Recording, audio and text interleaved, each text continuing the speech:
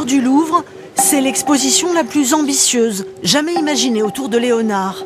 Vous allez voir des œuvres exceptionnelles.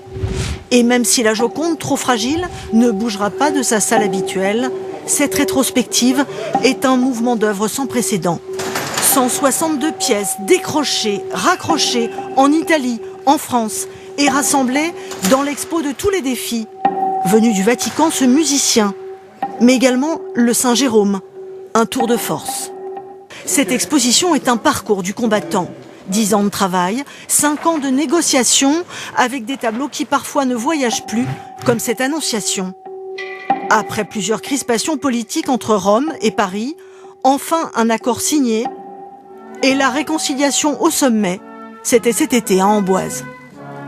Les Italiens, naturellement, considérant à juste titre que Léonard de Vinci, c'est leur patrimoine, n'ont pas compris pourquoi la France organisait cette rétrospective. Coup de théâtre, il y a quelques jours, le tribunal de Venise a même bloqué la sortie de l'homme de Vitruve à la demande d'une association du patrimoine. Finalement, l'homme de Vitruve, la deuxième icône de Léonard après la Joconde, va bien venir au Louvre. Mais attention, ce dessin à la plume qui représente les proportions idéales du corps est tellement fragile qu'il ne sera exposé que la moitié du temps avant de retourner en Italie. Quelques incertitudes subsistent encore. Viendra pas? Faut-il espérer le Salvator Mundi, 450 millions de dollars, le tableau le plus cher du monde?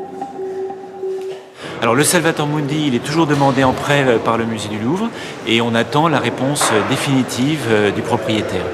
Selon les rumeurs, le propriétaire pourrait être Mohamed Ben Slimane, alias MBS, prince d'Arabie Saoudite. Le Salvator Mundi serait peut-être sur son yacht dans les eaux du Golfe. La dernière fois qu'on a vu le tableau, c'est à New York, en 2017, lorsqu'il a été vendu.